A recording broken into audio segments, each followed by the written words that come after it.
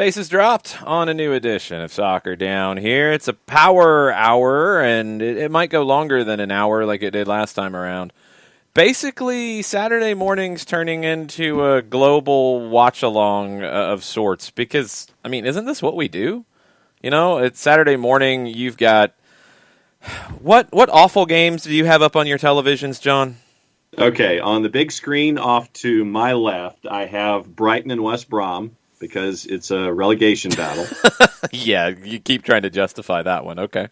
And then behind you, I've got Vieira Up main screen on the laptop. Behind you, I have Stuttgart and Schalke in Bundesliga.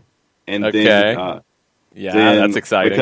Because of one of the stories that we probably will get into at some point. Well, and we're probably going to have to hurry because the game's underway and they're already getting blown out. Well, it's the idea that there's this player revolt alleged that they want the manager sacked because he doesn't know names and all this kind of stuff. Keep going. What else do you got? What did Derek say? No. You said you had 3 games on. What's the third game. The third game is Aberdeen and Celtic, and that is on the tabs over here on the... John, I'm just going to ask you a question, okay? Sure. Why do you hate Spain? I don't hate Spain. You have Sevilla and Barcelona, 3 versus 4, and you're opting for gravy, you're opting for a player revolt, and you're opting for Aberdeen at Celtic when Aberdeen's won 3 times in like 27 trips. And you're leaving Sevilla and Barca out. You could dial up Fanatis and have it up on another tab. You already picked 3 games ahead of it. That is shocking.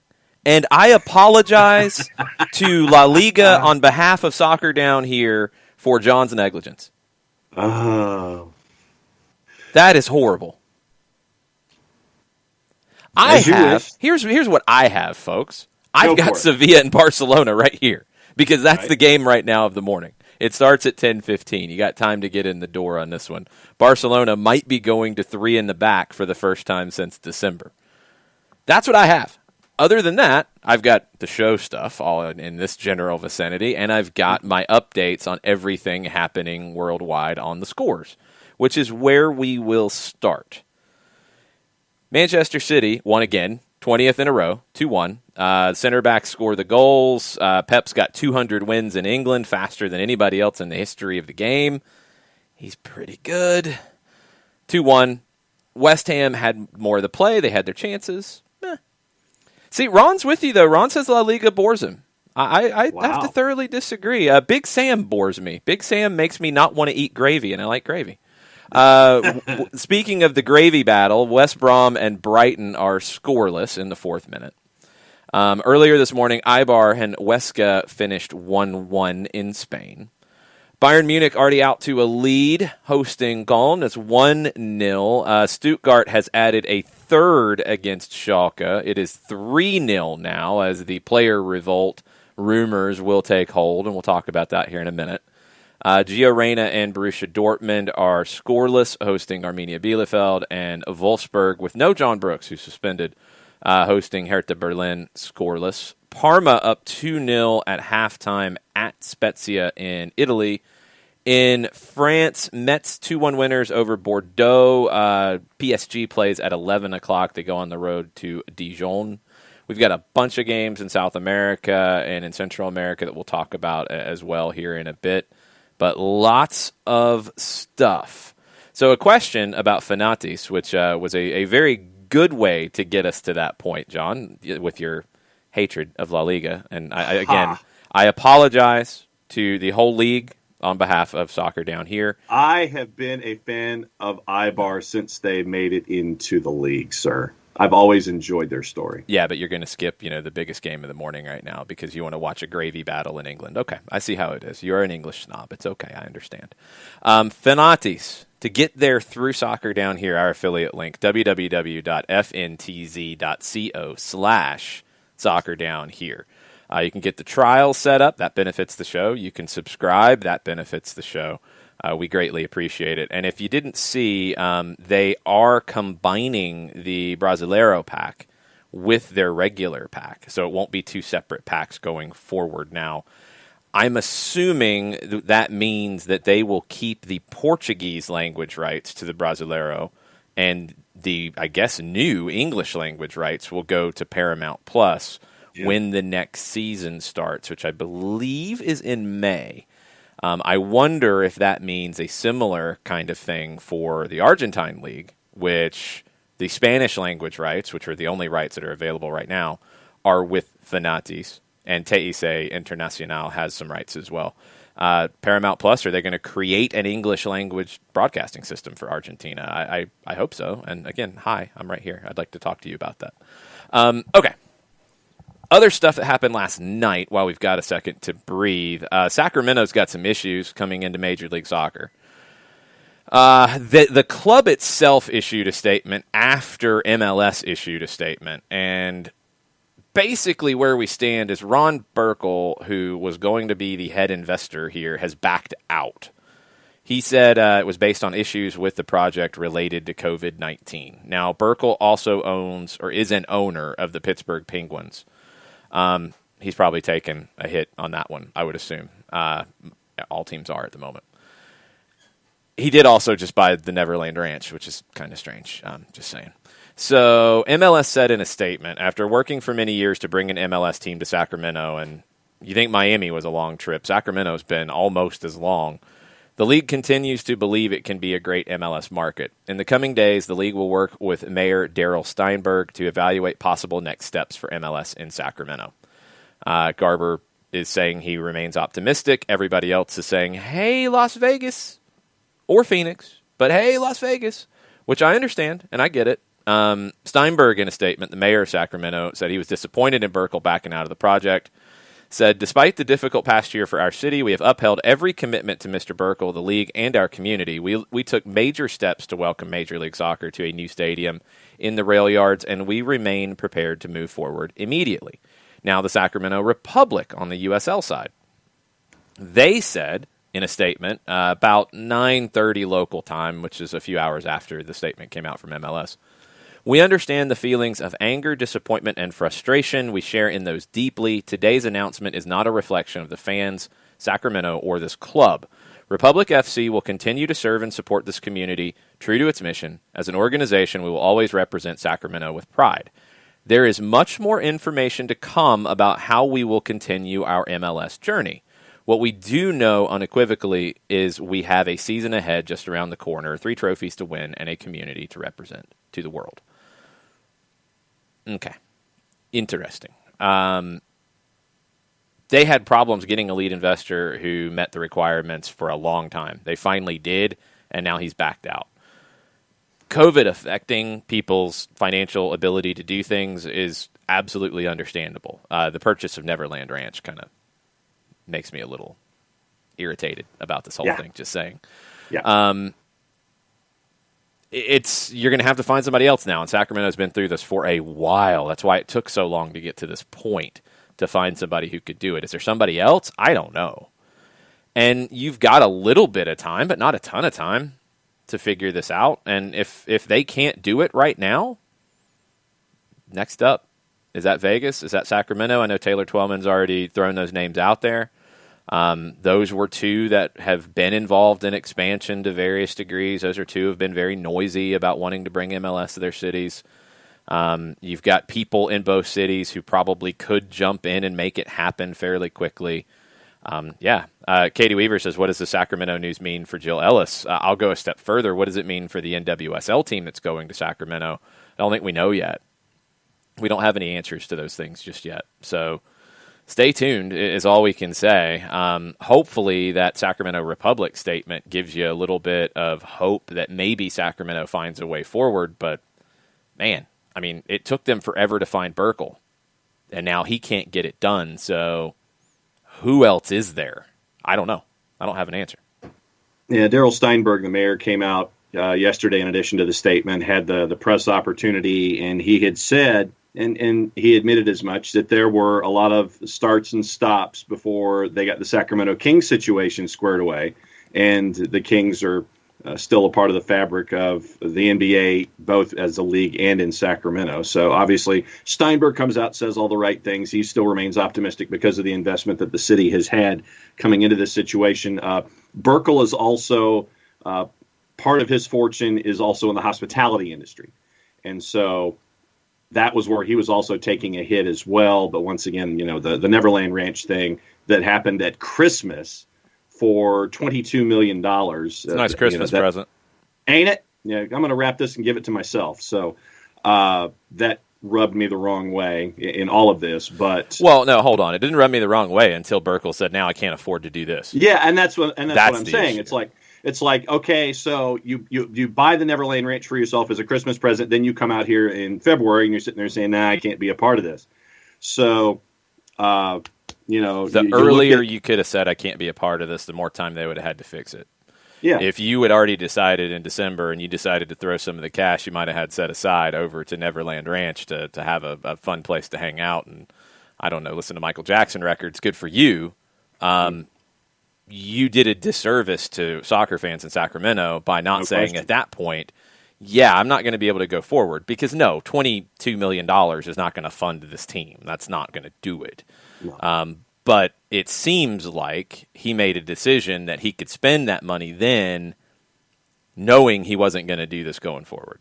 So anyway, we'll keep you posted. I don't know where it goes with Sacramento. It's very early days after everything has happened, so early hours. So let's just stay tuned. But keep an eye on comments out of Vegas and Phoenix, and we'll let you know what we hear. West Brom has taken the lead over Brighton. Everybody's throwing gravy up in the air. Oh, God. That's madness. Kyle Bartley with a goal, Gallagher with the assist, and West Brom leads 1-0.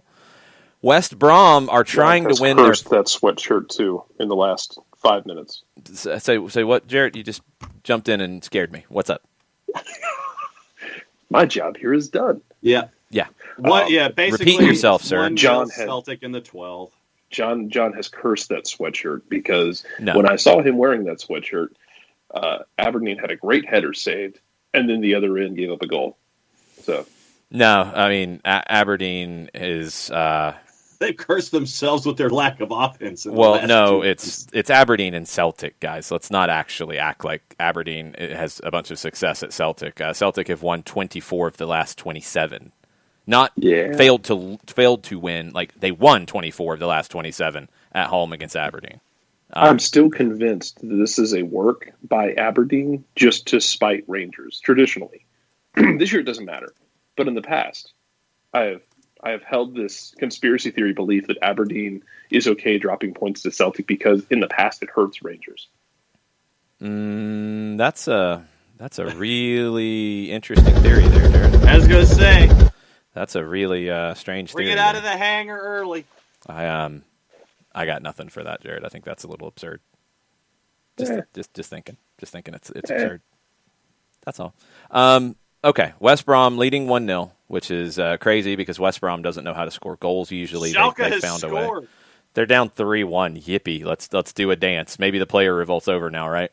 No. West Brom has never lost in 10 previous home league meetings with Brighton. Now, they have drawn their last 4 everywhere in all competitions, but 6 wins, 4 draws. They have owned Brighton.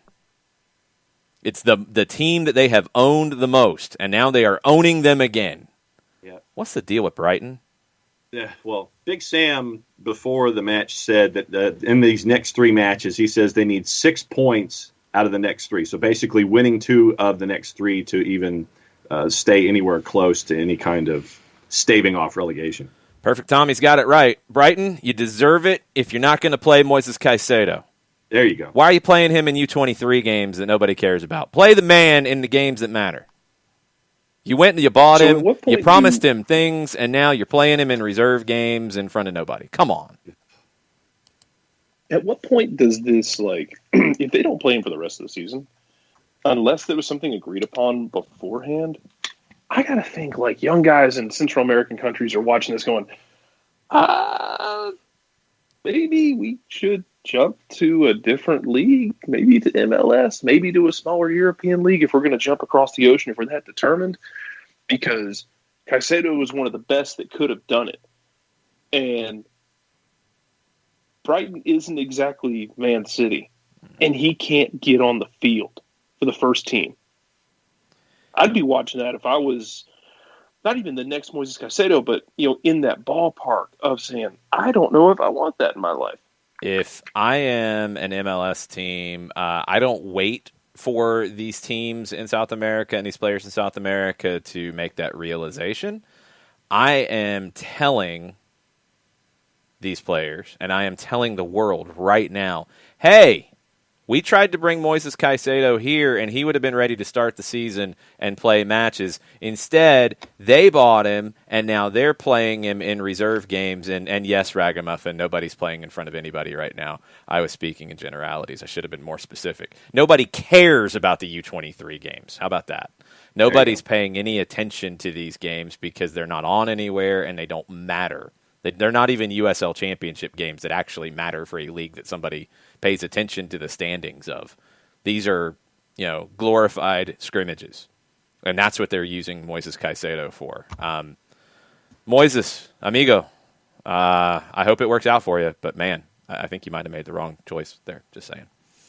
At the very least, please, God, just demand a loan somewhere next year. This is what's going to happen. Because if they're going to hold your rights, please just demand a loan somewhere where you can play. Just saying. It's bad. Maybe he'll play in the championship if Brighton gets relegated. And if they keep dropping points, they're going to be in that conversation. And they should not be because they try to actually play, unlike the teams around them at times. They have had some bad luck finishing. They're a pretty decent defensive team for teams at this level of the table. But if they lose this, then forget about West Brom. I don't see West Brom carrying themselves out of this hole that they're in, but Brighton will be dragged into it because they'll only be 4 points clear. Brighton is choking on fumes right now, and they should be better than that. Sevilla and Barcelona have kicked off second minute. I wanted to see how Barcelona started out because they started three center backs. Now, they had a little bit of flexibility. It could have been a four-back setup with Dest playing higher up, almost as a winger. It does not appear to be the case. Barcelona's playing what will probably be 3-5-2, 3-4-3-ish, but with Alba and Dest up very high as wingbacks, taking chances. And they haven't really played this way much under Ronald Koeman. They haven't done it since December, and it wasn't really working. They went away from it. So let's see how it goes today. This is a huge game in Spain with these two, and they play again here shortly in the Copa del Rey. Messi's had a ton of success against Sevilla, although he hasn't scored in the last two against them. He's got 29 career goals against Sevilla in La Liga. That's more than any other opponent. Sevilla's won their last 6 in a row in the league. Barcelona's won their last 6 on the road, like they are today. Sevilla's got 5 straight clean sheets. Barca have scored a bunch of goals lately, at least 2 in 7 of their last 8 in the league. So this is a real good clash, and Sevilla got the better of Barcelona last time in that Copa del Rey first leg. So let's see where this one goes. Should be a very interesting one. Papu Gomez is starting for Sevilla as well. That's the wild card here that Sevilla can add. Looks like we have a VAR decision that has created a penalty in the gravy game. How did it go down? And off the bar. Oh, Brighton had a chance to equalize, and the penalty did not go. Okay. So it is still 1-0 West Brom in the 20th. Penalty did not go. Did not go. That makes no sense. I like it. Off the bar. I like it. Wolfsburg's up 1-0 at halftime in Germany. Stuttgart's up 3-1 over Schalke. No score for Dortmund and Bielefeld, and Bayern Munich up 2-0 at halftime over Cologne. Parma's up 2-1 in Italy. Spezia's pulled one back in the second half. They're in the 59th minute. What are the people saying, John, on the Twitters? Are they saying things? Yes, they are. And we don't have to go back to yesterday's stuff because that's yesterday. Let's go fresh. No. We have fresh. Let's go fresh. We have fresh. Okay. Kevin from Charlotte with a request for the network. I don't know. Let's see what it is. Hey, at Just Talks Footy, at Longshoot, at OSG Nelson. When can we expect an MLS predictions show on Soccer Down Here? We're not even close yet, Kevin. Like, we don't even know who the next center back's going to be for Atlanta United yet. You got teams talking about deals. Give us time. It's coming. We got 49 days till the season starts. We don't want to be that really bad college football preview that you would pick up in like June, and then everything changes by the time the season kicks off. Yeah. We're not going to be that. We got MLS preview stuff coming soon, but we will have a preview special the week of the season starting. Because that's how it should be done, in my opinion anyway. Wait till you have all your information. Be as fresh as possible. Fresh. We like fresh. I don't like stale fruits. They're not good. Or bread. It's bad. And Andrew, That's how and you Andrew, get me picking San Jose in 2018, just so we're clear.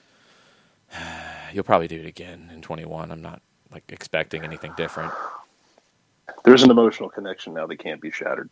Yeah, something like that. That's one way to put it. Andrew Baker also in on the Twitters, and he says, I've got a lot of issues with the new kit. Chief among them is that it's all black. Sexy? Yes. Oh, wait a minute. Hold on. However, Hold on. We're talking about the new kit?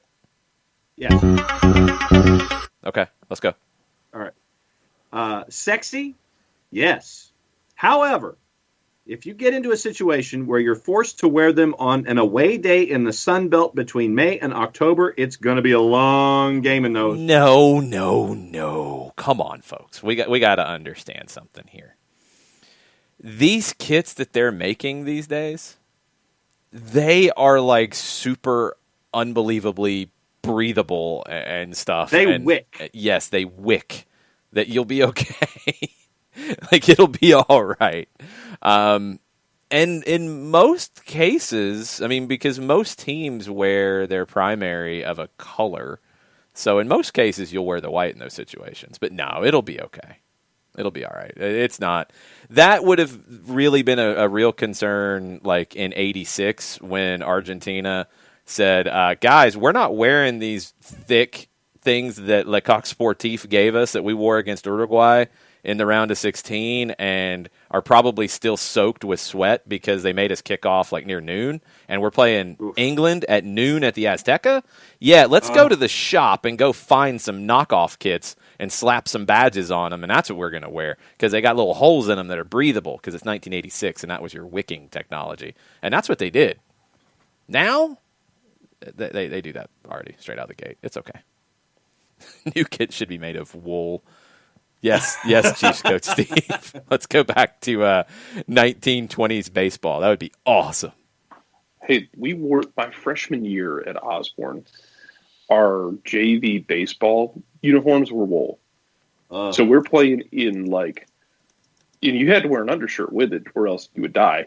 So we're playing in 2 layers of like a shirt and then wool pants and wool button-up jersey in like May in Georgia at 5:30 in the afternoon for first pitch. That's not cool. There's a reason we lost every game like 15-0. Yeah.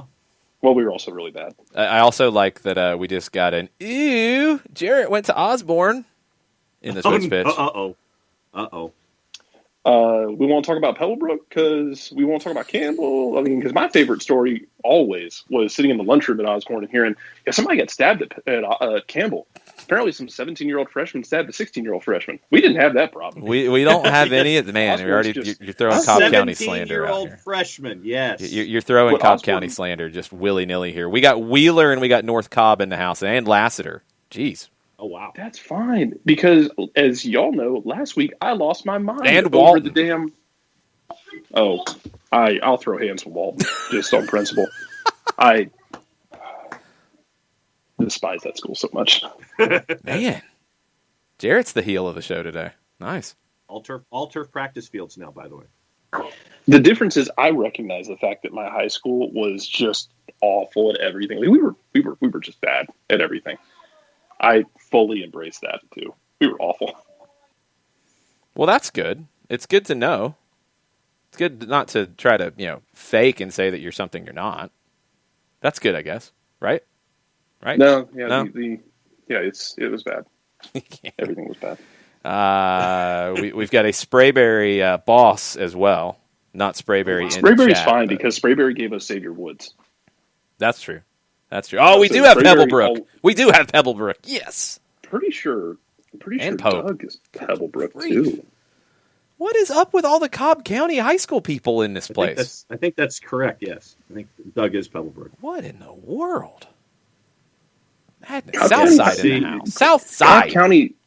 Cobb County services a lot of students, man. We It's have crazy. a lot of schools, and like our schools were huge. Like Osborne was one of the smaller schools in the county, high school wise, in terms of population. We still had over 2,000. I mean, we graduated like almost 400. McEachern. Go look if you've never been to McEachern High School. Oh, College campus. It is a college campus. It's a legitimate college campus. They had a field turf field before I think the Falcons practice facility had field turf. So just to what happens when you get Life of Georgia money? Just to not leave anybody out, since we were just talking about Cobb, I will shout out everybody else now. We got Forsyth County. We got Tucker from Chiefs coach Steve. We've got other states. We've got a bunch. Yes. Yeah, nobody else from the south side, yo. I was going to say Southern Crescent and DeKalb County are the others. We don't call it the Southern Crescent much down there, John. That's like Hotlanta. We don't really do that. John gets like territorial about, or Jason gets territorial about this now. Mm-hmm. We don't call it. That's like calling it Hotlanta. We don't do that sort of thing. Oh no, really. Yeah. I'm so happy there are more Cobb County people here. There's a lot. It's the options of it's slander get so much more, and it's pretty much it's hard pick to one and you're slander going to hit Osborne because somebody. we're willing to. You can't really stab Osborne because we'll take the knife and do it ourselves. Yeah, because that's how we survive. Is through just your own self slander. Yeah, we survive through self slander. Now everybody's fighting in the Twitch pitch about their high schools. Meanwhile, in Scotland today. Hibs is losing at home to Motherwell, 1-0 to Motherwell. That's good for Aberdeen as they're trying to get into a European spot, and Hibs has a 4-point advantage. Aberdeen's still trailing Celtic 1-0. Dundee United is up 1-0 at Kilmarnock. Ian Harkes is starting in that game. He had the assist on the goal. Maybe Ian Harkes might need to be looked at. Maybe, possibly, at least check in with the guy. I'm just saying. Greg Berhalter, maybe this March when you got some games going on in Europe, you might want to call up Ian and see what's going on. Just a thought. Just a thought. We also have an update, I believe. I got to scroll down just a little bit. On where are they? Possibly. Maybe we're just shouting out Norwich. I thought Norwich was playing and everybody was yelling. No, they play tomorrow morning at Wickham. See, y'all on the Twitch picture confusing me. I'm like, wait a minute, I didn't have Norwich on my board, and then I get a bunch of Norwich chants because Shelly Ray's hanging out, and they're not even playing. I thought they had scored a goal. Man, no. Barnsley and Millwall tied at 1. Birmingham QPR goalless. Blackburn with a goal at home against Coventry. Stoke at Brentford with a 1-0 lead. Sheffield Wednesday trying to get out of the relegation scrap. We don't have to talk about the whole championship, John. Nobody else really is following it too closely. Well, I got four more. Middlesbrough Cardiff scoreless. Preston North End with a goal against Huddersfield. Reading with a goal on the road at Rotherham. Swansea Bristol City scoreless at the Liberty. You don't talk about the Spanish second division, do you? I could dial up the juice boxes real quick and let you know what's going on. You don't talk about the German second division, do you? I could dial up the juice boxes and let you know what's going on. We've just realized today. That's all. We have just... Shelly Ray was shouting out her home. Realized today? Settle down. Let me finish. I thought you were going to go ahead. You've already been dialing it up the first half hour of the show that I'm an English snob for my game choices. Well, I think you continue to reinforce I thought that was already established here on the show.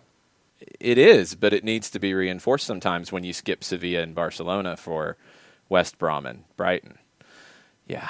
Wow. Anyway, it's been we could have a goal again, so we could be tied. I know it's a rare thing to see goals in that matchup.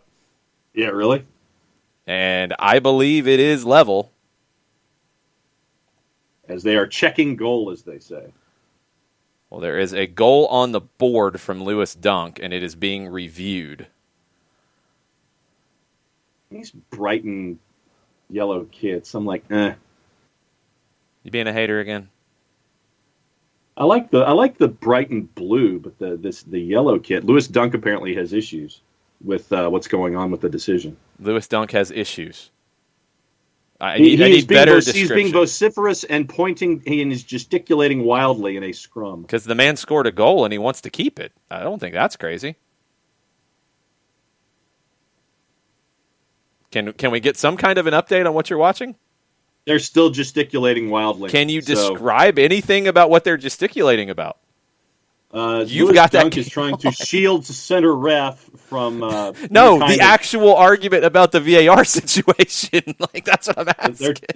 They're checking the goal off a set piece, and I guess they're looking to see if a Brighton player was offside in the delivery of the ball. Okay, thank you. That's what I was hoping for because I didn't know. I'm looking in the smaller window where you've got about 8 players surrounding the center ref, trying to sit there and go, yes, no. That doesn't matter.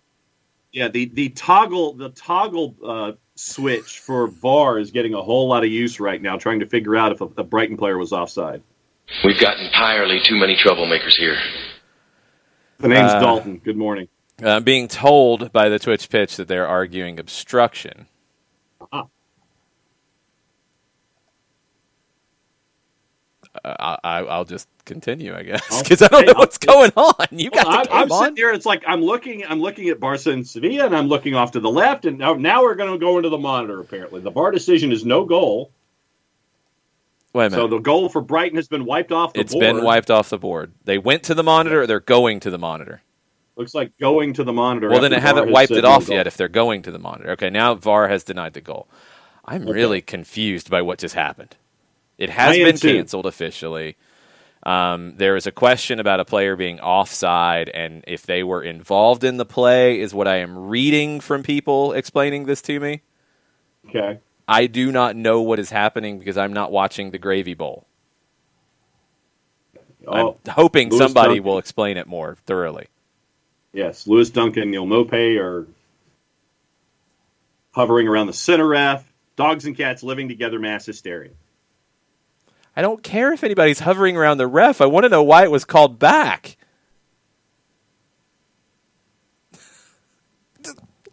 I got nothing. I'm moving on. I got nothing. I can't. It's like I don't want to have the audio from the show, from the Premier League, drifting into the show. So I'm trying to look to my left and see what's going on. I know, but I'm waiting for you to tell us what you're seeing because we don't know. I see a lot of frustrated Brighton players hovering around a center ref over a decision. Ay, ay, ay. And now it looks like there's a redo. Looks like there's a redo here. The free kick is happening again. This is the most ridiculous moment of the show. I have no idea what's happening. They're re-kicking it, so I did see... It's right into Johnston's arms, so still 1-0, okay. And we're moving on. Okay, I did see somebody say early in the Twitch pitch that there was a question about if the play was ready to start. Now, if the whistle blew, then it should have went. No, the referee shouldn't have had to use VAR in that. So I am confused. I guess VAR is confused. John is confused. You ain't kidding. I have no idea. So anyway, there's no goal, and Big Sam is still happy about his gravy, leading 1-0 in the 34th minute. 2 chances for Brighton have been wiped off the board so far in the first 34 minutes.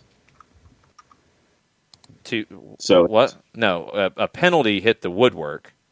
Yes. And a goal was wiped off the board. And then this mass hysteria with VAR and starting and not starting and redoing and retaking. The penalty was missed.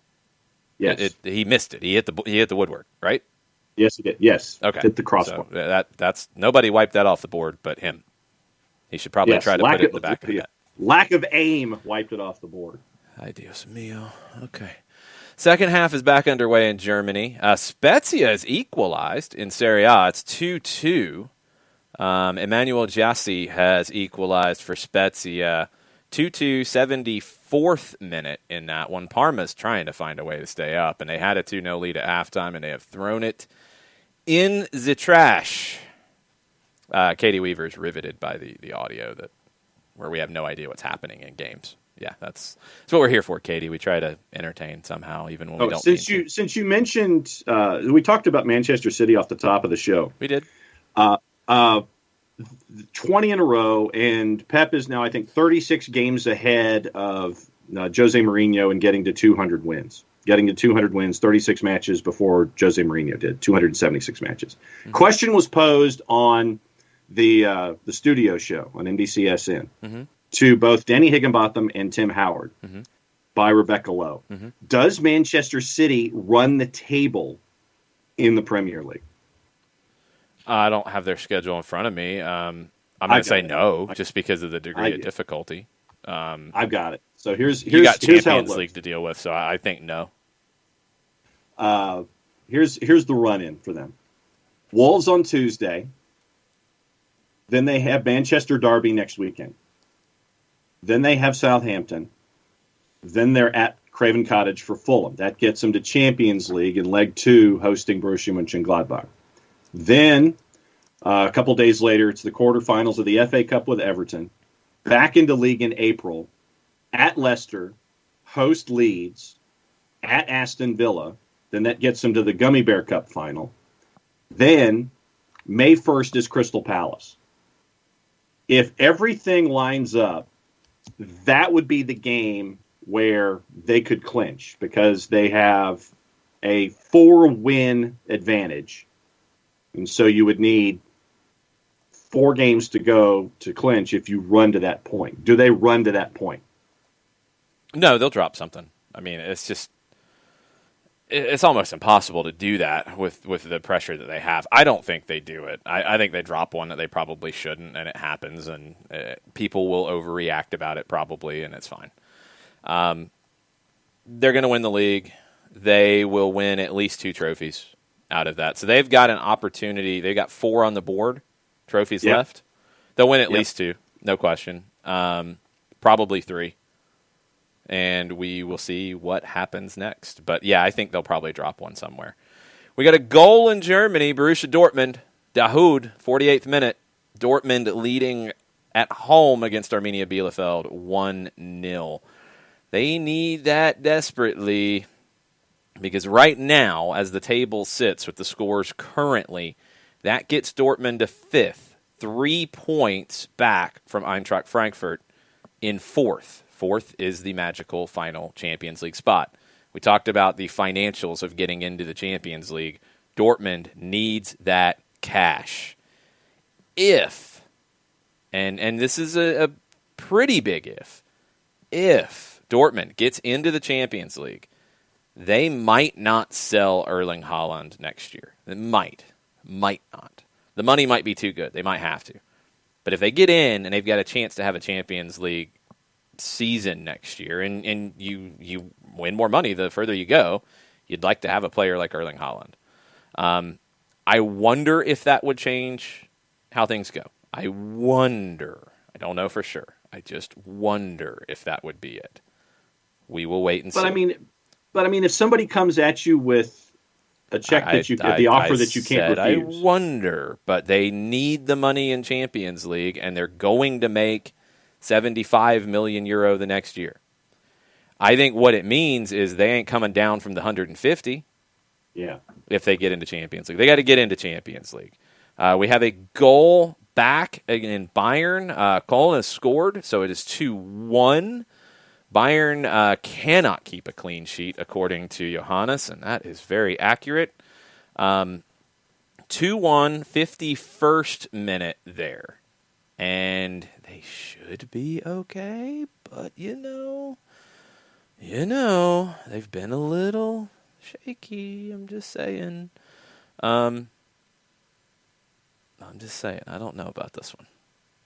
Might want to turn that one on, just to keep an eye on it. Let's see if Bayern handles conceding if they don't get a little shaky. Bernd Dursberger asked how Fernando Meza looked yesterday for Defensa y Justicia in Argentina. He got his first start. Part of a winning team. Defensa got the win yesterday. Defensa looked pretty good. I thought Meza looked pretty good. He was playing in the middle of a back three. Defensa generally plays a 3-4-3. and Meza was in the middle of it. Now, they did shift at one point to 4 in the back because Patronato pulled one of their strikers. They were playing 2 up top. They pulled one. I think Defensa took advantage of that opportunity to bring on an attacker. They went to more of a 4-3-3 at that point. They end up getting the goal to win it in the 75th minute. Brian Romero, who just scores goals for fun for Defensa. Tomas Martinez, formerly of the Houston Dynamo, got the assist on that. In the ratings system on SofaScore, Meza got a 7, which is good. Adonis Frias, who's a player that I would love to see make their way to MLS at some point, got a 7.9 in the back. He had one dribbling run that was ridiculous. He ran like 70 yards and got to the top of the 18. Meza's stats, he had 3 clearances, he had an interception, he had a tackle, only 4 duels, and he won 3 of them. Passed at 93%, 2 of 4 on the long ball. That middle position and the way Defensa plays it, it's the guys who are on the outside of Meza who are going to go and be more involved in things. He's kind of sitting deep as almost like an old school sweeper in some ways. So I thought he was solid. He had one, which I saw him do at least once here in Atlanta, where it was a long ball from the opposition. I think it got flicked like over his head. He wasn't going to win the header. And he kind of did the little like standing donkey kick, back heel, scorpion thing where he flicked it back up over his head like as a clearance. It was kind of funny. So I thought Meza was good. It was a good start for him at Defensa. Jameson Christie and Ricky Ricardo were in on the Twitters and saw LeBron James's response to Zlatan Ibrahimovic in the post game last night from the Lakers and thought that was the perfect response. I didn't see the post-game response. I have seen responses to what Zlatan said, and Zlatan should probably just shut up, which he should have shut up when he racially abused Romelu Lukaku, and I'm not buying his stupid explanations for it. Zlatan can run his mouth because people think he gets a pass. If you don't want to stand up and talk about these things, that's fine. That's your prerogative, but don't come out and talk trash about somebody who does want to stand up for social justice and use their platform to make the world a better place. You don't want to do it? That's completely fine. It's not for everybody. But don't trash somebody else who is. And don't call out somebody by name like you did LeBron. That's a joke. That's absolute Zlatan putting on the clown mask and acting like an idiot. So, yeah, he should absolutely get ripped. And LeBron can talk about him all he wants. Josie can talk about him all he wants. Absolute clown activities from Zlatan Ibrahimovic, but we shouldn't be surprised, should we? No, here's what LeBron said post-game last night. He says he was the same guy who said when he was back in Sweden, because his last name wasn't a certain last name, that he felt there was some racism going on when he was out on the pitch. I speak from a very educated mind, so I'm kind of the wrong guy to actually go at because I do my homework. Yeah, you don't go at LeBron because he's going to embarrass you. No, that's just stupid. Absolutely stupid. I don't really want to give Zlatan any more time until he does something else stupid that we can talk about new, because he'll do it. Give it a couple days. He'll say something ridiculous. He started popping off at the mouth, and Milan's had some problems ever since. So he should probably just shut up, and Milan should probably try to find a way to move on and find somebody to score the goals that he scored, because he's been outstanding on the field for them. I didn't expect him to be as good as he has been at all. I was 100% wrong about that. I'll put my hand up and say it. Doesn't make him a good person. Doesn't make him okay when he says these kind of things, and doesn't make it okay what he said to Romelu Lukaku on the field. You can try to get under somebody's skin all you want. Don't say the things that you said to Lukaku, and I don't care if reportedly somebody said it from Everton and it was in the media and you think you're pulling out a funny reference. No. It was a horribly racist thing to say, and you repeated it. So shut up, Zlatan. Just shut up. Yeah. James went on to say, but here's the end of it. He says, so there's no way I would ever just stick to sports because I understand how this platform and how powerful my voice is. And he also went on to credit Renee Montgomery as well with what happened with the Atlanta Dream and their change of ownership yesterday. Yes, that's very cool. And also very cool if you're a Barcelona fan. They take the lead at Sevilla. Dembele with the goal on the break. Ronald Koeman is very not demonstrative about it. He's but, just like, yeah. Right. You turned it on. Oh, I shamed you into following La Liga. I like it. He just kind of walked away. Just like, yeah. There's a weird thing with Coleman. It came up in his last press conference, and it's happened multiple times this season. He's been getting nosebleeds, and people were really freaked out about it, which is absolutely understandable. He takes blood thinners. I think he had a heart issue a couple years ago, if I remember correctly, and he takes blood thinners, so he is prone to getting nosebleeds from time to time. But everything was fine. He's good. He's not showing a lot of excitement about this, but inside, he is screaming about this goal from Dembele. Goalkeeper's got to do better on that. Gets right through him. Barca has the lead on the road at Sevilla. Celtic still leading Aberdeen 1-0. They're in the 45th, heading toward the interval. Update on the NWSL front in Sacramento, or not update. Meg Linehan tweeted this last night. Doesn't sound like we'll get an NWSL statement on Sacramento. Based on the phone calls that Linehan had with a number of folks around the league, general sense is that it might not affect their expansion efforts on the women's side. Early reaction, biggest issue here could be the stadium efforts tied to MLS expansion. Papa Murphy's wasn't intended to be the permanent solution for NWSL either. That's where the Sacramento Republic play. But you can see USL Championship teams and NWSL teams be in the same family of businesses. We see it in North Carolina. We see it in Louisville. So it can work. Just because the MLS issue is a problem, it doesn't mean for sure the NWSL one is. So let's wait and see how that goes down. But don't jump to that conclusion 100% just yet. Yeah, by all indications, the NWSL deadlines for paying fees and things like that and making sure that everything's in line, those have been met so far from all indications. Yep. Abby reminds us, and I don't think they've got these back up for sale yet because everybody broke the site. The Black Players for Change in MLS, the blacked out kits that they did that were limited, awesome fundraiser, awesome looking kits. I think you can sign up for a mailing list to get updated on when those are available again. The Miles Robinson one is sick. I love it. It's awesome. So I hope that those become available and they can sell a bunch and raise a whole bunch of money. Awesome about the Atlanta Dream. Awesome to see former players get involved in ownership, and awesome to see, I think, an ownership group that is actually going to care about the players they have.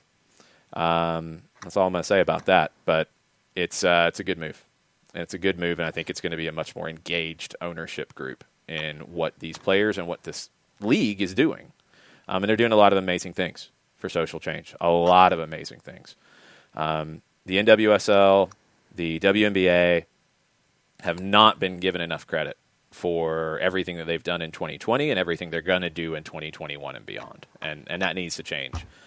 As we've said this week, talking about women's soccer, soccer. I don't care the gender of the people playing it. Soccer, especially soccer. I mean, basketball, yeah, the game plays out a little differently because of the above-the-rim play. I understand it. If you don't like games without the above-the-rim play as much, okay, you might not like women's basketball as much. There's still great basketball, great shooting, great team play. I do like women's basketball. In WSL, for me, the women's soccer game, it's just not that different. Speed of play, yes, because there's differences in speed of play. There's differences in speed. There's differences in pace. There's not much different else. The tactics are the same. The philosophies are the same. If you don't enjoy it, that's fine. You don't have to watch. But it does need to be talked about in the same places as best as possible. You know, like, there is news that happens on the women's soccer front that is very important for soccer shows to talk about. So we try to do that. We try to provide the proper balance on it. We do our best to do that. We don't always hit it because the audience does dictate what people want to hear, and we try to adjust to what you guys are kind of giving us in terms of feedback, what you want. So we're kind of trying to make as many people happy as we can and do the show that we've been trying to do. So we will talk about women's soccer all the time, and I would love to see what Renee Montgomery has done with the Atlanta Dream. I'd love to see that happen more in the NWSL and those kinds of things happen where you get these types of ownership changes and this type of committed, engaged ownership. It'd be exciting. PSA for the morning. I just tried to go back into the blackplayersforchange.org website. It has been repaired for the moment. Excellent. So if you want to dive back in and purchase the BPC logo tee or do the donations, it's up there and running. So, but the jerseys are not available right now, right? No, the jerseys are not available. Okay, that's what I was checking. Halftime in England, West Brom leading 1-0, Brighton trailing. They've had the penalty miss that they hit the bar on, and they have had the goal called back due to VAR. Barcelona still leading Sevilla 1-0 in the 35th minute. It's been a wide-open game with chances both ways. There are a couple of questionable decisions that have happened in this one, which will create some controversy in the Spanish media because they love that sort of thing. In the Bundesliga, the 9:30 kicks, Bayern Munich still leading 2-1 over Köln. Dortmund 2-0 up on Arminia Bielefeld. Stuttgart 3-1 up on Schalke. And Wolfsburg 1-0 up at home against Hertha Berlin. That second goal from Dortmund came from Jadon Sancho. He's got a goal and an assist today. Not too shabby. Spezia 2-2 with Parma. It's in the 90th minute. That's very, very bad for Parma. For Spezia, they are in 15th place. Draw doesn't really change anything. It gets them above Benevento on goal differential. Parma needed to hold on to that win here. That would have put them 3 points out of safety. They would have been in the top relegation spot. They would have been 3 points behind Torino, who did not play this weekend because of a COVID outbreak and might not play next weekend because of a COVID outbreak. They're going to have to stack up games, and that's going to be difficult. Parma had a chance here to cut into that and maybe save themselves under the Kraus ownership, new American ownership, and they're trying to stay up, but these are points thrown away in Italy. That's a bad result for Parma. On the road, they might have gotten a win. They threw it away. Oh, no. Sorry, I just saw a self-serving score in League One for halftime, so I'm going to leave that one to the side. What? No, I was checking on my boys from AFC Wimbledon, and Tell they're us. down 2. They're down 2-0 to Hull City at the break.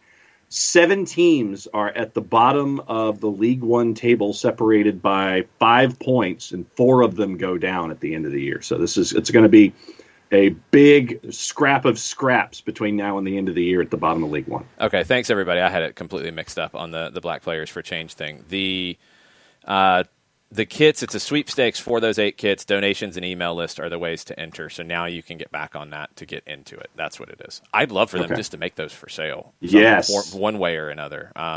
Love that. That's what I would like to see them do. So please, maybe, possibly. But yes, the site's back up. You can get in on that. And 100% of the proceeds being donated. So get on it. Yes, what you said. I'm all for it, but no, I would probably go to the poorhouse if these jerseys were on sale.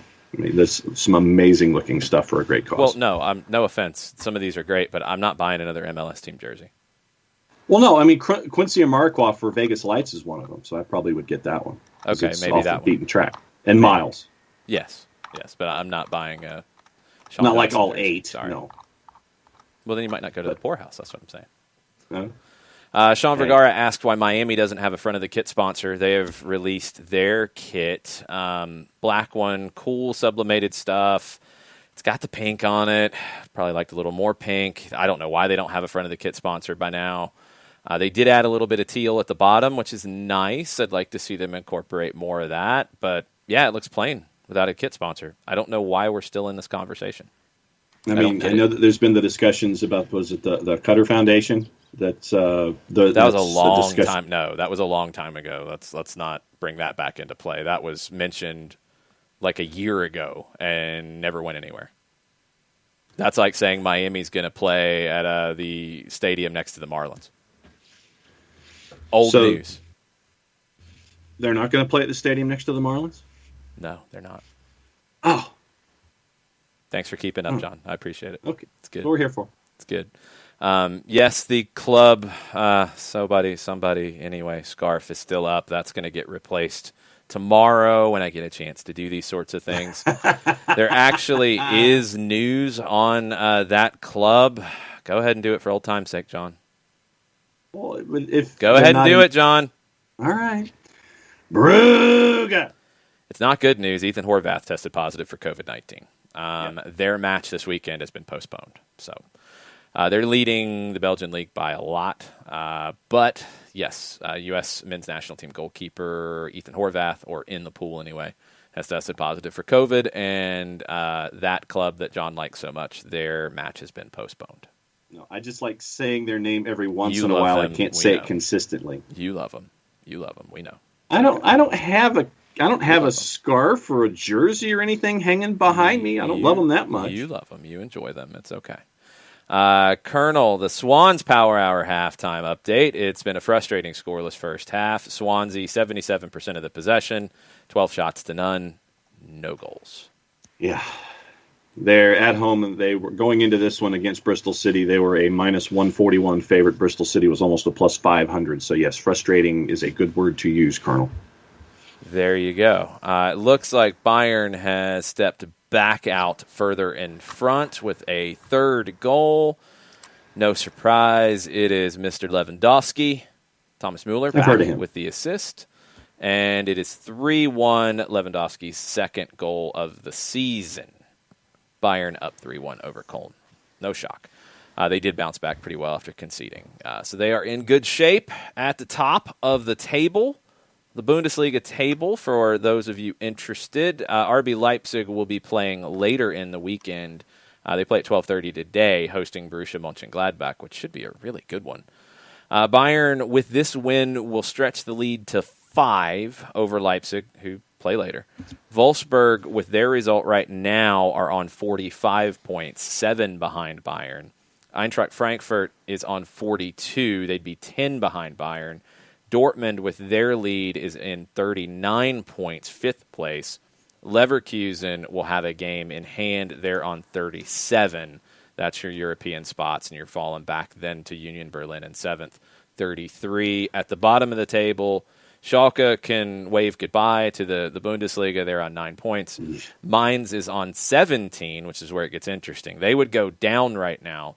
Bielefeld would go into the playoff match. They're on 18. They're level with Hertha on 18, but Bielefeld would go down based off either losses or goal differential. Take your pick. I'm not sure which one Bundesliga uses first, but Bielefeld's second to Hertha in both. Köln is 21 points, so they're 3 points clear of that conundrum there. So 4 points clear of Mainz. So the bottom of the table is interesting. The top of the table is interesting, and it'll be very interesting if RB Leipzig gets the win at home today against Borussia Mönchengladbach. Gladbach is in 8th place on 33 points. It's not been a great campaign for them domestically. We'll take a look real quick at Leipzig and Mönchengladbach. Leipzig have lost 4 of their last 37. Only 4 losses in their last 37. Mönchengladbach have drawn 5 of their last 6 away. RB Leipzig has been scoring a lot of goals lately in league play, and they've scored a good number of goals lately against Mönchengladbach in all competitions. So maybe look at the over on this one, just saying. Leipzig comes into it, no surprise, winning 4 on the spin at a minus 167. Borussia Mönchengladbach is a plus 460, and your draws in the neighborhood of a plus 330. Tommy likes my Defensa y Justicia shirt. Yes. Thank you, Tommy. Looking at your over-unders, your over-under 3.5 is a plus 162. Over-under 4.5, a plus 364.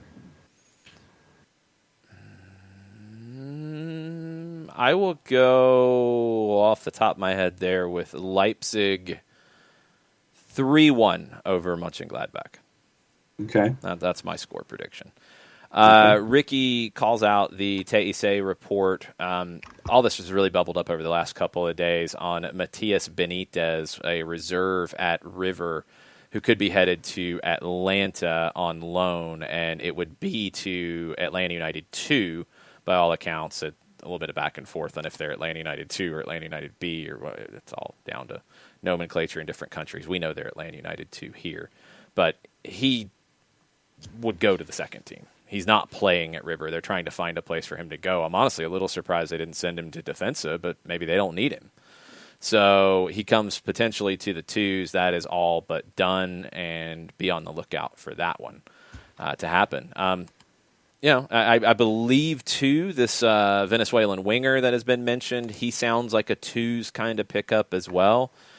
Twos could be really interesting this year with those kinds of players coming in, with also, I think it's a safe assumption that even if he's in the first team roster, that Rocco Rios Novo is going to play games for the twos.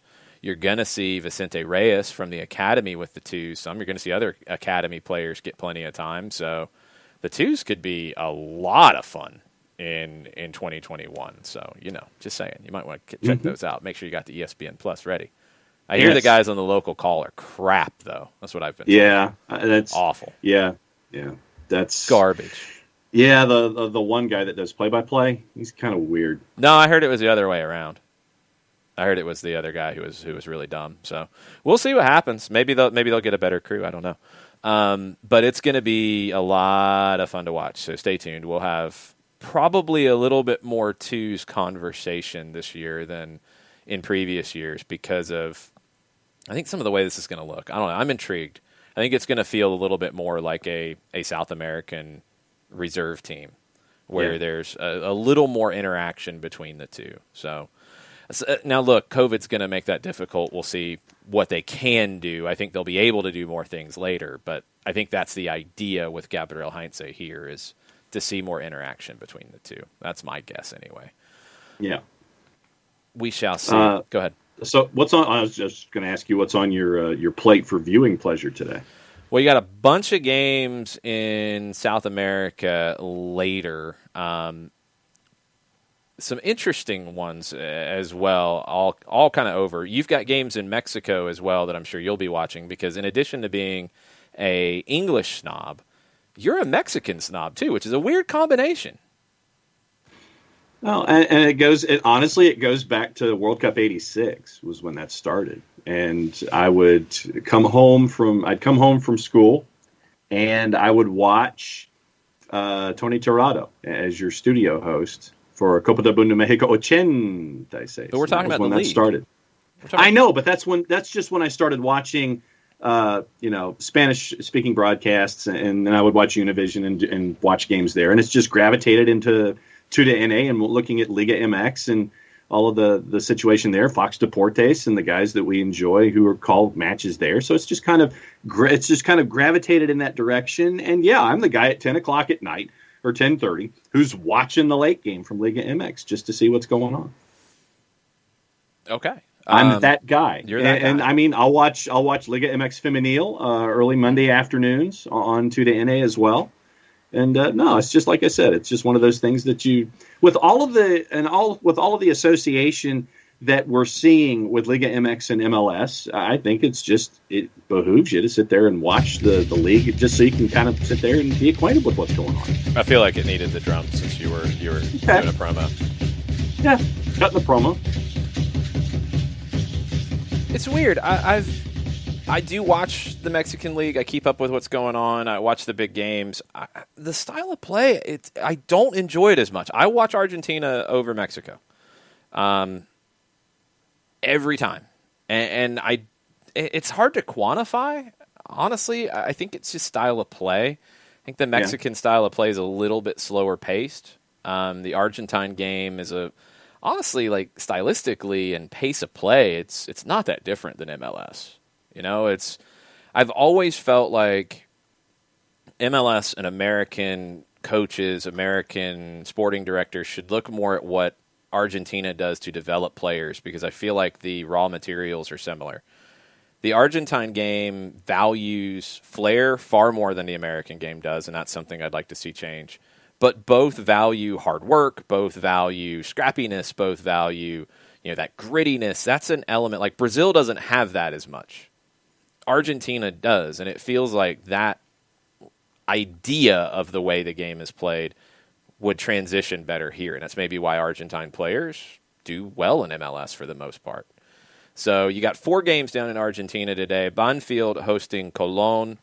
which should be actually a sneaky good one at 3:10. Talleres hosting Newell's. That's at 3:10. 5:20, Independiente hosting Gimnasia. And then at 7:30, San Lorenzo and Central Cordoba. You got games in Ecuador as we're in week 2. Macará is hosting Independiente del Valle at 4:30. Universidad Católica of Ecuador is hosting Manta, one of the new teams in the league. And Aucas is hosting Emelec at 7 o'clock. The first game is at 2 o'clock.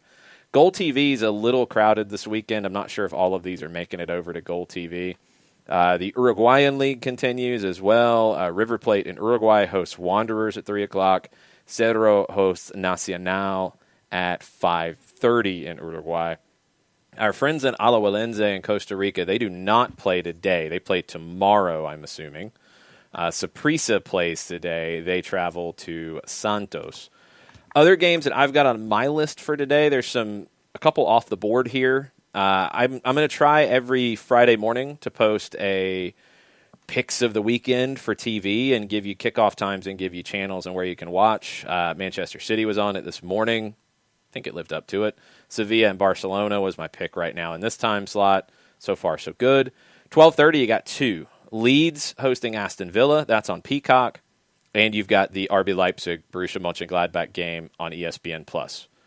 3:10, you've got that Banfield Cologne game on Fanatis. You can watch that fntz.co/soccer down here. 3:30 in Portugal, you've got 2 of the top teams, Porto and Sporting Lisbon, Goal TV and Fanatis if you don't have Goal TV on your normal setup. 4 o'clock, and I guess this is new that Fox Deportes is picking up games from Honduras on a regular basis. They've got Marathon and Real España. Fox Deportes, 4 o'clock, Honduran League.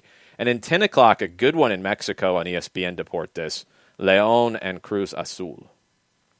And I'll add, if you're interested in Colombia, on Nuestra Tele at 8 o'clock, it is Patriotas and Junior. So that's another one that's on the board, and you can get that one on Fanatis as well. Yeah, that's another good one. Tomorrow, what's on my board, Leicester and Arsenal, 7 o'clock, NBCSN. PSV and Ajax, top 2 in the Eredivisie, that's at 8:30 on ESPN+. Chelsea, Manchester United at 11:30 on NBCSN. That's a pretty good morning of games. You've got 2 of the top teams in Denmark at 12 o'clock on ESPN+. You want to go off the board? Midtjylland and Brøndby. That's at noon. Superliga action from Denmark, ESPN+. Superliga. I don't think they say it that way in Denmark. I don't think they say it that way at all. Roma and Milan, 2:45, Serie A, ESPN+. Villarreal and Atletico Madrid, kind of big. 3 o'clock, BN. Fanatis has that as well. Centro America TV, which is now on Fanatis, if you have not seen that update. From Honduras, Motagua and Olimpia at 5 o'clock. Monterrey and Tijuana at 6 o'clock on FS2 in English and on Fox Deportes from Mexico. And then my Colombian game of the week is tomorrow night, 8:10, Deportivo Cali and Independiente Santa Fe. And to answer your question, yes, Alajuelense does play tomorrow at 6. They're a big favorite at home against Sporting San Jose. People are asking how you can get Fanatis and help soccer down here at the same time. You can go to www.fntz.co/soccer down here and get your subscription through that site. If you already have one, I think you actually have to cancel it and do it again, which you don't have to do. It's okay. You can spread the word, though, and tell others to go through that site. That would be helpful. Yes. But that's how you can do it. Yeah. Moise Kean has scored in the 6-minute PSG with an early 1-0 lead. Celtic still leading Aberdeen in the 53rd 1-0. Yeah, no shock on PSG and Dijon. Dijon is not exactly lighting anything up in France. PSG have won 12 of their last 13 against Dijon in all competitions, and Dijon have failed to score in 8 of their last 9 at home and have lost their last 6 in a row. No bueno. Not good. Turner Kirby, you want links to the channel page at soccerdownhere.net? or do you want other links? Please tell me so I can fix it. And yes, the mustard is very bad, Chiefs coach Steve. It's like stale, gamey mustard. How about that? There you go. Gamey mustard. Gamey mustard. Gravy game is back up and running in the 51st, still 1-0. Oh, yay. I'm excited. I'm not going to turn it on. I may be an anti-English snob at times. Still got 5 more minutes of interval before Sevilla Barcelona get back at it. Here's the reaction to Big Sam's team coming back out. It's that one guy. He's happy. In the cavernous hallway too, which adds to the effect. Yes. Ugh. Ricky, I had to make the call back to Gamey. I had to. It was necessary. Turner's trying to get me to do even more fancy things on Twitch. Look, I figured out how to do a countdown clock, so give me time, Turner. I'm working on it. Panels. How much stoppage time is there today? Good God! It's madness, Jared. It's madness. There's games happening. There's crazy things going on. It's chaos. Sorry, I got roped into making breakfast for a 4-year-old. So what'd you make? Well, we did waffles and eggs and sausage. So and if you didn't, she was going to give you a triangle choke. This is probably accurate. There is that. It's not the triangle choke. The problem is the fact that she does it while laughing joyfully. That's the part that's unsettling. Dortmund 3-0. Haaland with an assist, sharing the love a little bit. Bayern Munich up 4-1. They have added another goal, and I'm waiting to see who got it. That has not been posted yet. Did Lewandowski get the hat trick? Waiting to see who gets that goal, but Munich is up 4-1 on my scoreboard. Nope, it was Serge Gnabry who got the 4th goal. So they're up 4-1 on Köln. Dortmund 3-0 on Bielefeld. All these are in the last 10 minutes or so. Stuttgart 3-1 over Schalke. Wolfsburg 1-0 over Hertha Berlin. Spezia Parma finished 2-2. You mentioned the PSG one. That's in the 12th minute. That should not even be a contest. Waiting on Barcelona Sevilla to kick off in the second half. That has been a good contest. And it's been a good contest, but probably not a fun one to watch. West Brom 1-0 over Brighton. Yes, I'm being a hater. But no, I'm looking forward to the 12:30 and the other games of the weekend. So this is on just to see what the relegation battles look like. But yeah, Leeds and Aston Villa should be fun at 12:30. And for those who are in that same vein, 3:00 Newcastle and Wolves. So there you go. If you want to really just have something painful on TV, are there at things 3:00. that make you angry? Yes, Newcastle. Like Newcastle football. Yeah. It makes me angry. Yeah. Sorry, Alex. Yeah. It makes me angry. It's very upsetting. Still talking about Cobb High School. Alex, that he apologizes to you for having to bring this up, whereas when he brings up Celtic, it's almost with a bit of demented glee that he can torment me with. Oh, 100%. But it's also mixed with his hatred of Neil Lennon and Scott Brown. So. Yes. No, 100%. It's enjoyable with Celtic because Scott Brown really should leave the game because he's like that bully who doesn't have a strong punch anymore, so he tries to still bully you, and then he hits you in the chest, and you laugh at him. That's where Scott Brown is in his career at this point. He should go. Neil Lennon did go finally. He finally walked out the door. I'm sure he'll be back in some form or fashion because he has some kind of hold over Celtic like I've never seen. But yes, they need to move on, and Jesse Marsh wouldn't be a bad hire, and it'd be a good landing spot for old Jess. Just saying. Yeah. Just saying. Oh, good chance for Aberdeen there, but just wide. So once again, Derek McInnes thought that coming into this match he could take advantage of Celtic with crosses into the box and into the area in general, because that was how Ross County got the goal in the 1-0 win. But we haven't seen a whole lot of that in this match. That's normally not my favorite part about strategy. The way that they played Celtic the last time was that Aberdeen was man marking at times and pressing, which pressing is smart. Celtic doesn't play well against the press. Part of that is because you only really have one center back that knows how to play with the ball at his feet right now. But they did the whole for a while there, they were kind of doing the man marking thing, similar but not identical to what you might see out of San Jose sometimes, where you leave the one man free. But the one man they kept leaving free was Christoph Iyer, who is literally the last guy you want to leave free because he's the only center back who can carry the ball up the field all the way to goal if you let him. So it was like, we're going to pressure them. Cool. Who's the guy we're leaving free? The only guy who can carry it through our line with no problem at all. Serge Gnabry, 5-1 Bayern. Wow, that was quick. They just got angry. Gnabry's going for the final 10-minute hat trick.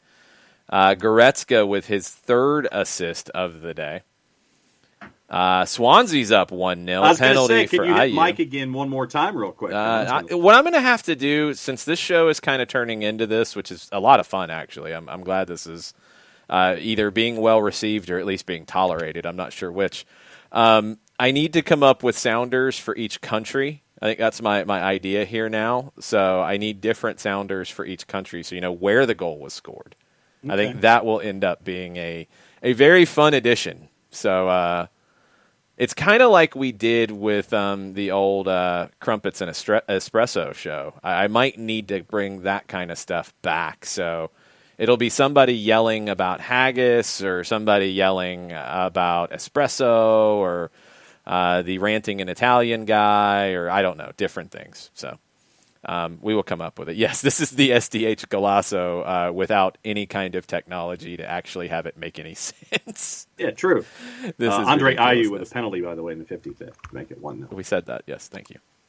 Ayew. That was from the Swans correspondent in the Twitch pitch, the Colonel. There you go, Colonel. Yes.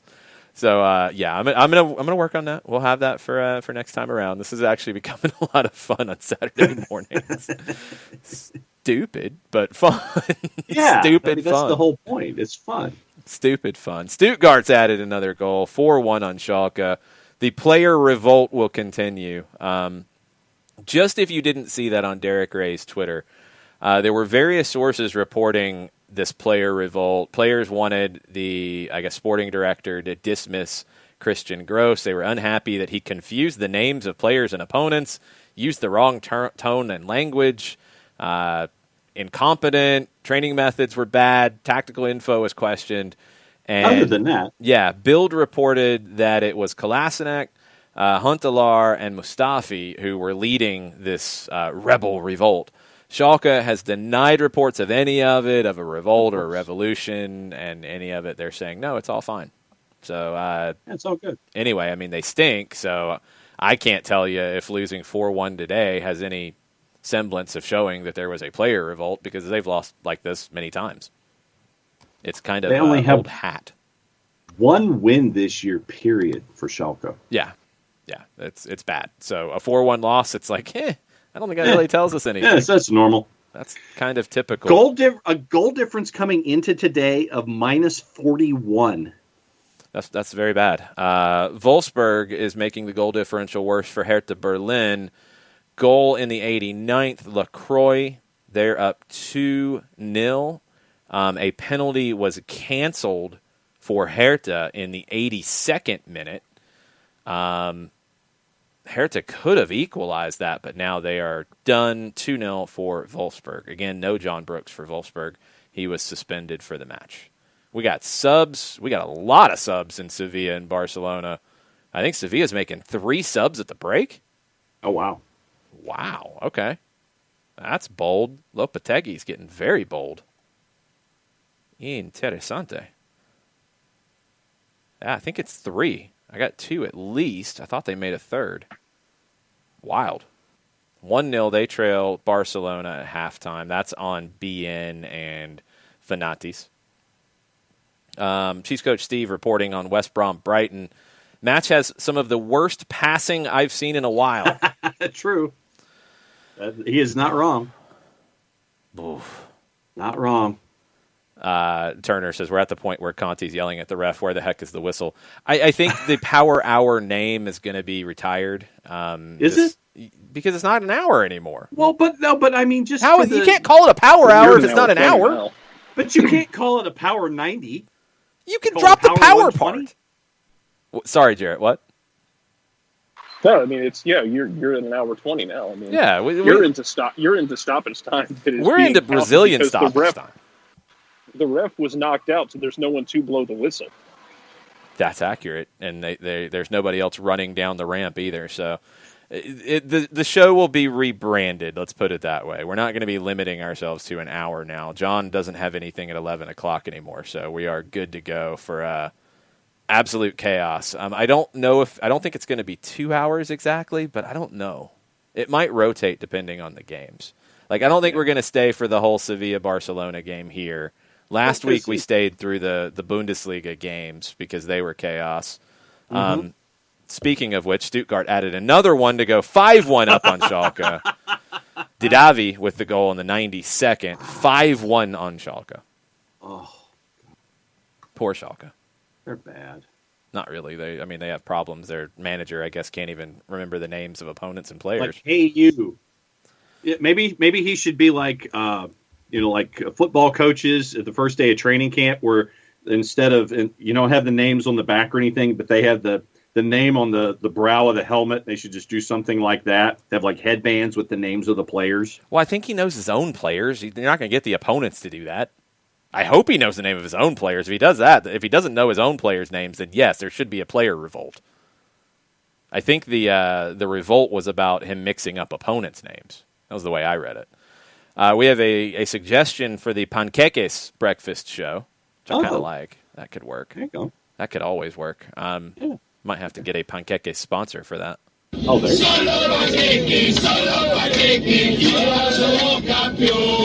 go. We will have to figure this out as we go because Saturdays could get a little interesting with MLS and USL getting underway. It might look a little bit different.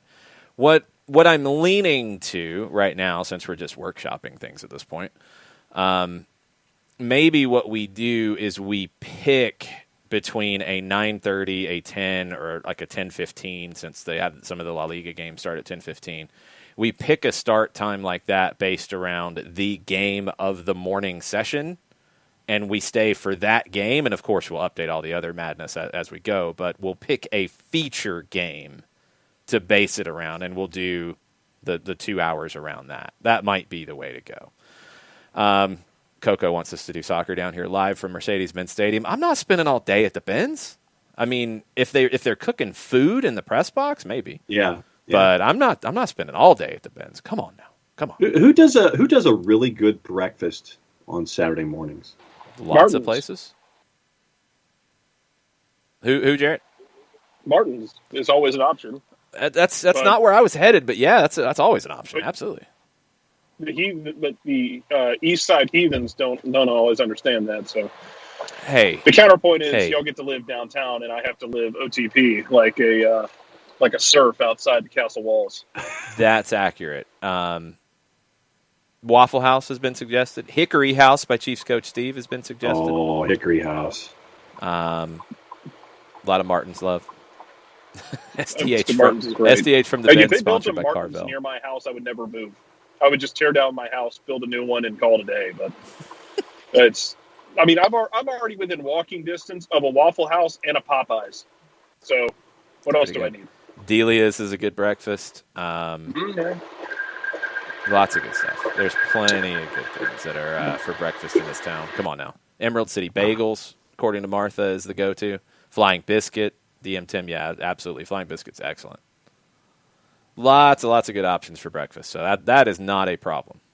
And no, we're not going to ask John to cook breakfast because none of us would eat. No. Let me go ahead. Go ahead. Patty did make the jambalaya last night, and that's going to be lunch. Lunch jambalaya is much better than breakfast jambalaya. Have you ever cooked a breakfast, John? Probably during the Nixon administration, but yeah. No.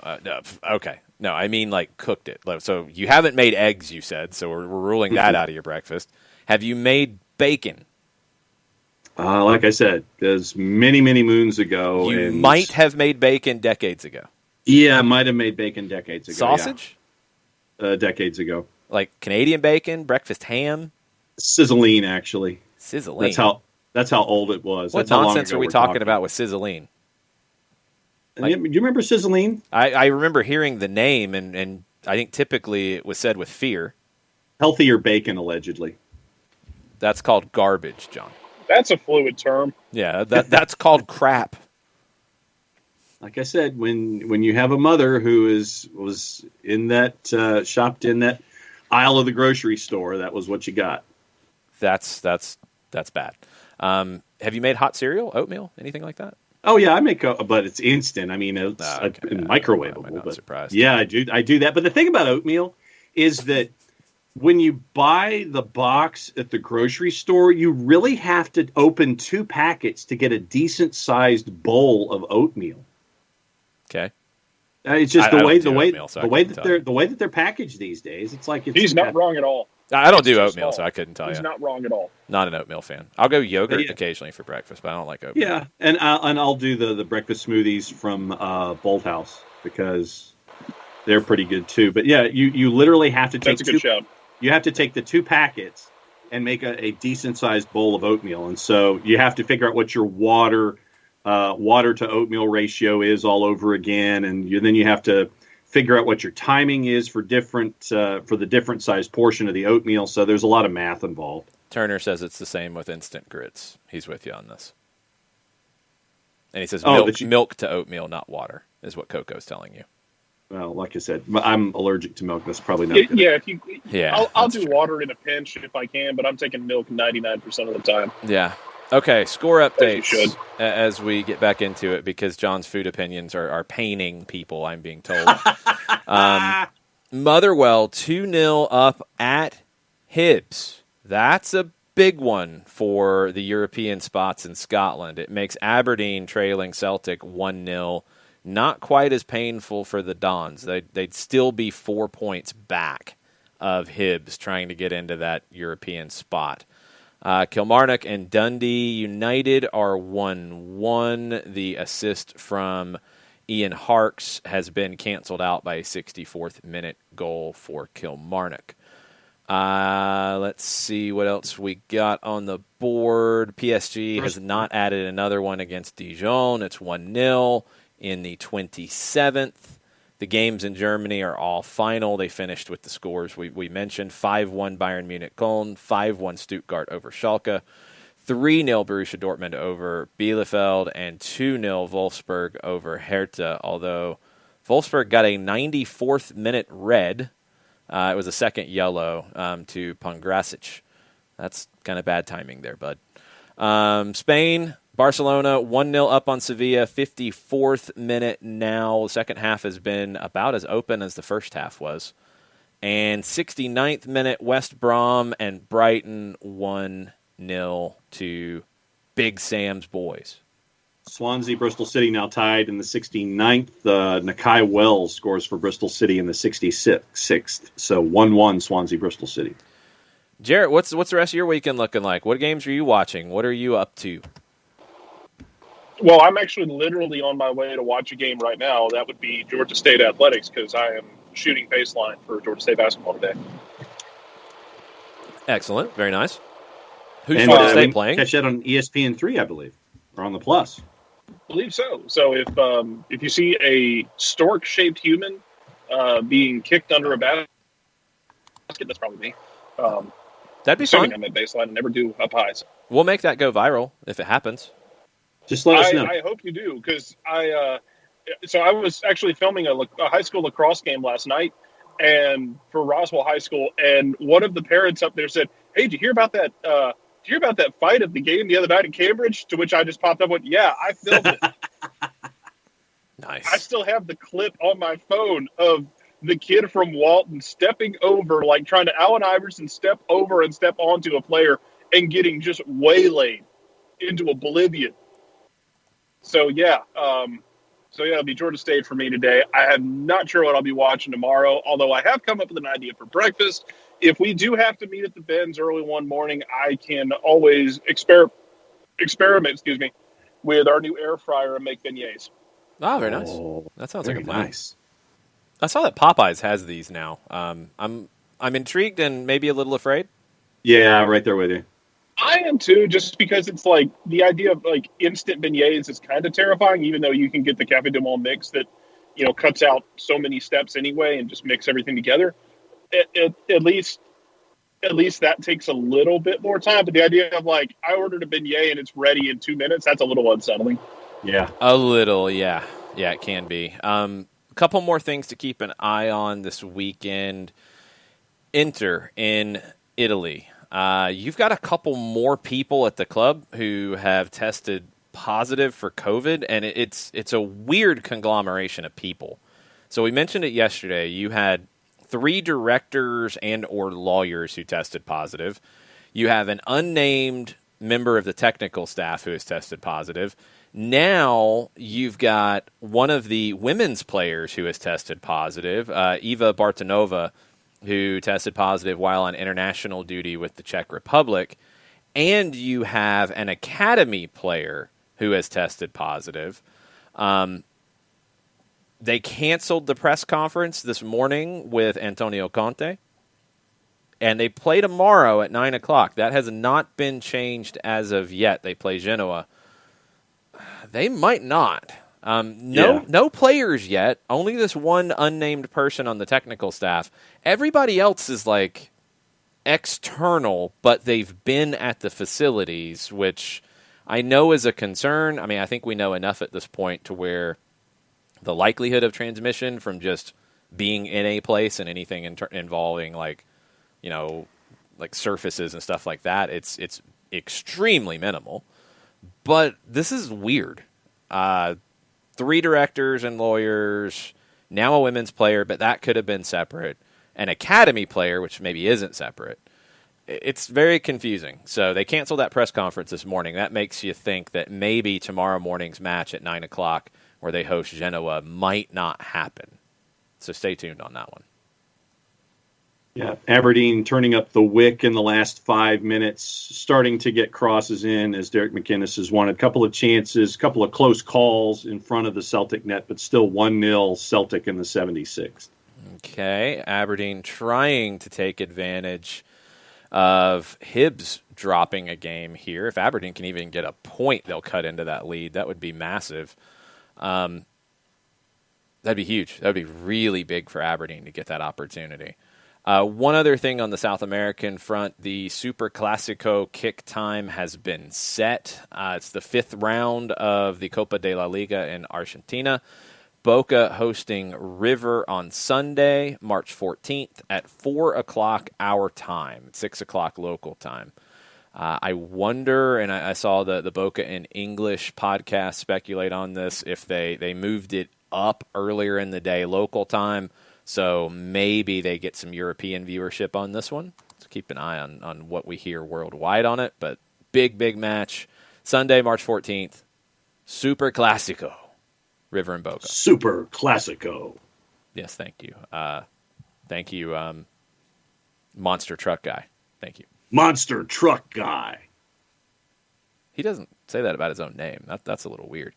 The kit tour schedule for Atlanta United is out. If you haven't seen that, tomorrow the kit tour will be going to Lilburn at the Plaza Las Americas. Monday, March 1st, Chambly, Plaza Fiesta. March 3rd, Kirkwood at El Tesoro. That's down the street from me, and I can get tacos. That's a really cool idea. March 5th, Alpharetta at the Gusto Avalon. March 9th, TBA, to be announced. March 11th, Peachtree City at the MOBA Soccer Complex. And March 12th, Old Fourth Ward at Highland Bakery. That's all on atlutd.com if you want to get the black kit. I like Could Jeezy just be involved in all of the releases from now going forward? You're a Jeezy fan now. Oh, I dug the presentation. You don't know any of Jeezy's career pivot to just modeling every uniform and every Atlanta team is it's a surprise, but a welcome one. John, what's going on in England? England still. John, the game on the other shoulder. What's going on? Oh, off the post. Are you kidding me? What happened? Explain it to us. Oh, Danny Welbeck was set up for a penalty, and he hit it off the post. So it's the third chance that Brighton has had to put a point on the board and hit it off the post. It was a penalty, yes? It was a penalty. Danny Welbeck pulled it and hit it off the post, and he was the first person to touch it after it hit the post. Whistle, and we're heading back the other way. Okay, thank you. We're going to have to work on your play-by-play skills. But we can't do that, though. Otherwise, we get in trouble. John, you can tell us what happened, at least. You can explain it, and I don't think... Well, you're yelling, and I'm looking over, and because you're ahead of me a little bit. I'm not ahead of it. I have people yelling on the Twitch pitch about things happening, and I'm like, you got the game on. Yeah, but y'all are ahead of me. You said things are happening, and so at least I have a couple of seconds to turn because I'm behind all of you when it comes to the game. But time-wise. Please explain what you're seeing to us so we know. It's like everything's happening, and so I turn to my left, and it's like, oh, there's Danny Welbeck. I don't have any context. I'm literally looking off to my left, looking at Aberdeen in the 79th, looking at Sevilla and Barcelona in front of me, and looking at you and Jarrett. And then I have to turn to my left at 90 degrees to look at the game that everybody's yelling about, and I'm trying to figure out what the heck was going on. I legit forgot that Danny Welbeck existed. Yes. Poor Danny Welbeck at Brighton these days. Coco says, I said, John, what's going on in England? John, off the post! Who?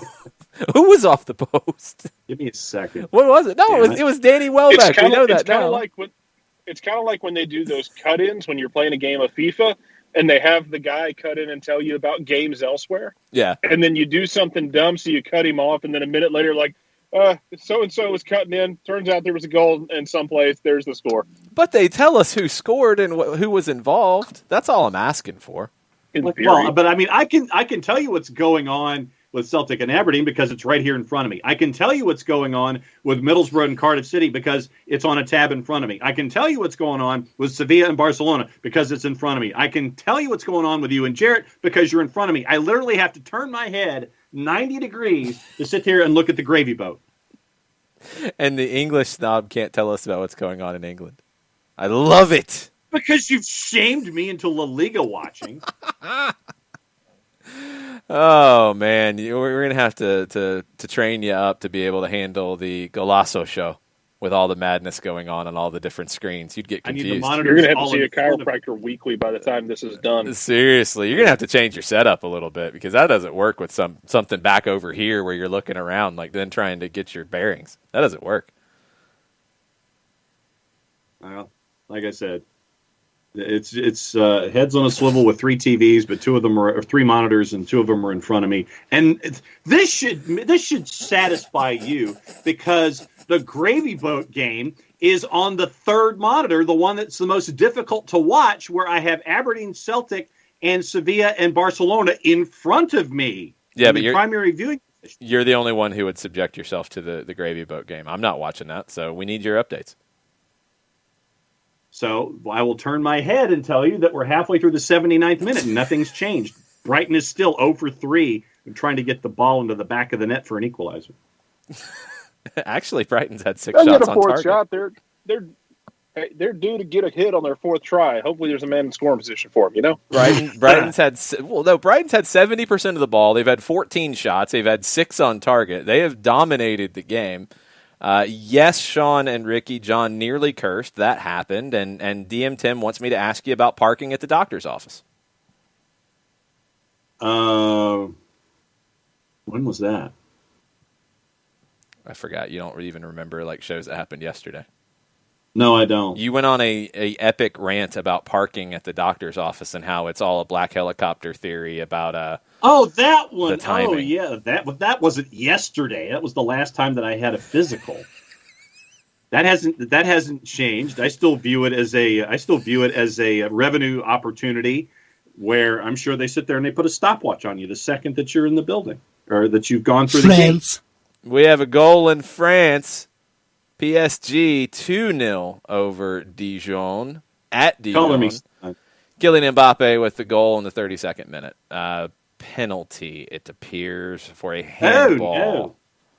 What? It's a penalty. It's not that big a deal. Bristol City has scored. Casey Palmer in the 80th. So Bristol City now leading Swansea by the score of 2-1 with 10+ to go after Swansea had a 1-0 lead. I thought Swansea was leading, and then now it's 2-1?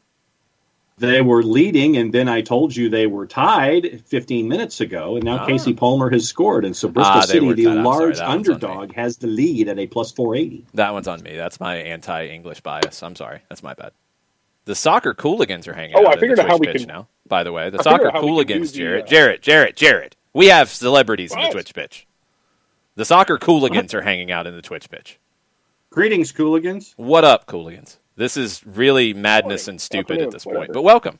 It's madness down here. Yes. You know what you could do for France break-ins? Just sample the beginning of Run the Jewels, Ooh La La. Run the Jewels might not like that. It's a little bit easier to rip this one off. France.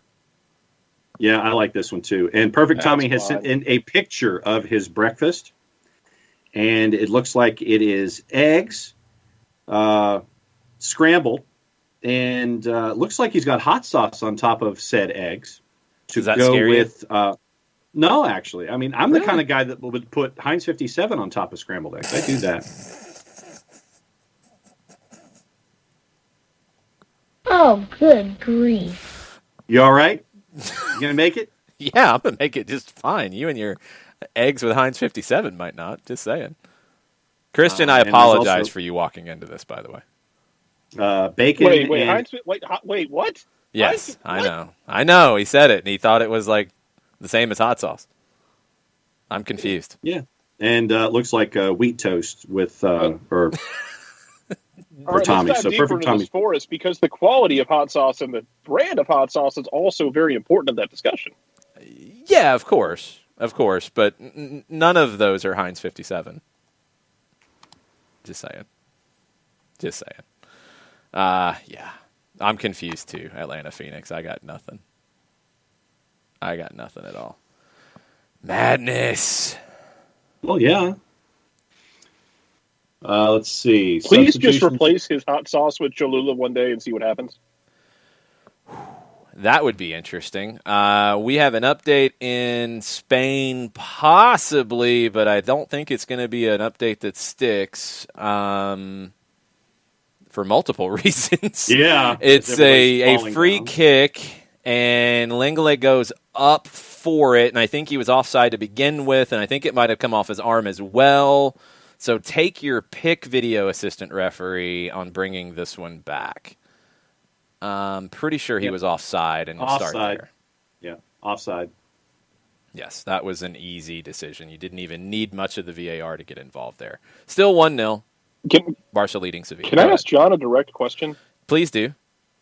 It's about English football too. It's in the wheelhouse. What the hell happened to Huddersfield, man?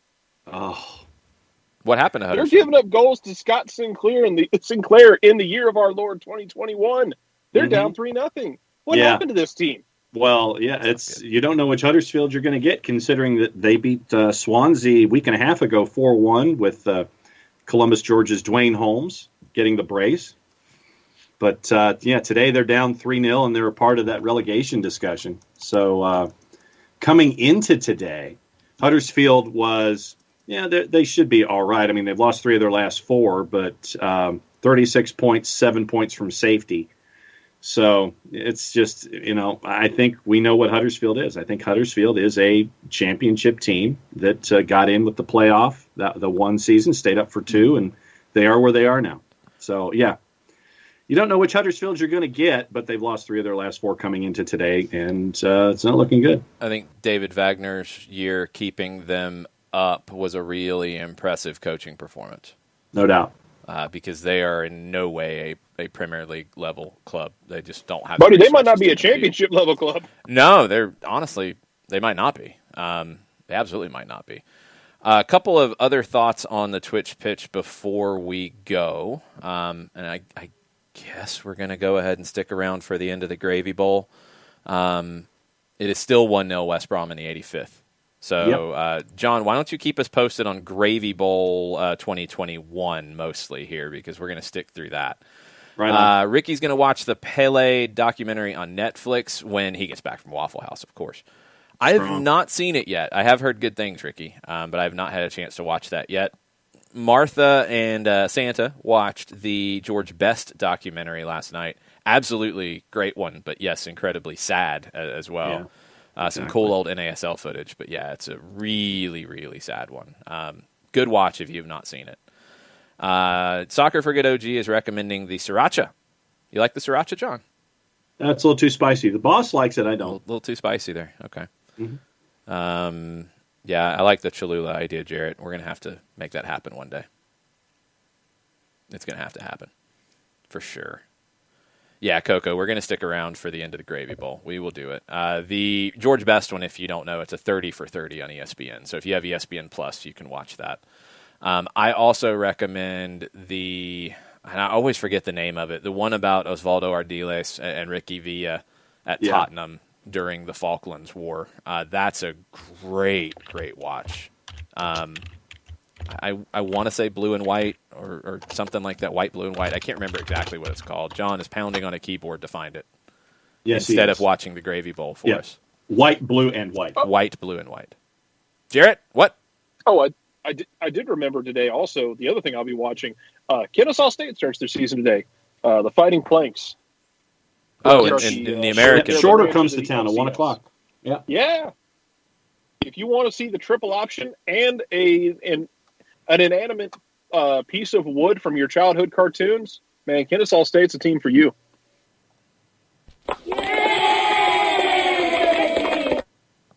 That's my thought. Also, they're like top 10 in the nation, actually. Still, yay. Well, and the game, since Shorter runs the same offense with Zach Morrison, the game should be over with in about an hour and 40 minutes. This is like when they played Wofford a couple of years ago in the playoffs in the mud. The game was over in like an hour and 10 minutes. Still, yay. What's happening in the Gravy Bowl? We have two teams going back and forth. Nothing of any consequence. That's the expert analysis that we've come to expect from OSG It's the Gravy Nelson. Boat game. Follow him on Twitter for that expert analysis at OSG Nelson, and then maybe he can make his Twitter work if you follow him, if you're not already. It's been years of his Twitter not working properly. Yep, apparently, they're not a fan of... I'm being told the Gravy Bowl is getting frenetic. It's like I don't want to turn it on because I want to try to decipher this from everybody. Does that mean players are trying to score and managers have come out of their shell at least a little bit? Going end to end. Yeah, it's end to end, and the center ref is calling absolutely nothing. I mean, literally, we just had a player pushed over to change possession, and nothing was called. And I mean, it wasn't just a push. It was like a legit shove. Dude got sent about 3 yards, and no whistle was called. So I think they're going to let this go for the final 2+. I'm intrigued by the finish of this. Ain't nothing getting called. They're letting it go. Bristol City's still up 2-1 in the 89th over Swansea. That's not good. No, it's not.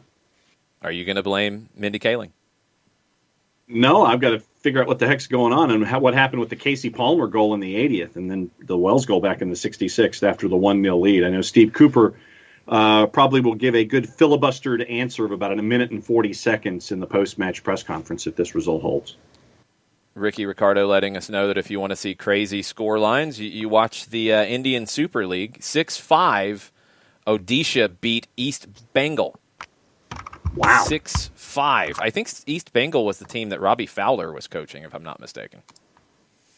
Brighton players are diving like Jacques Cousteau, according to Chiefs coach Steve.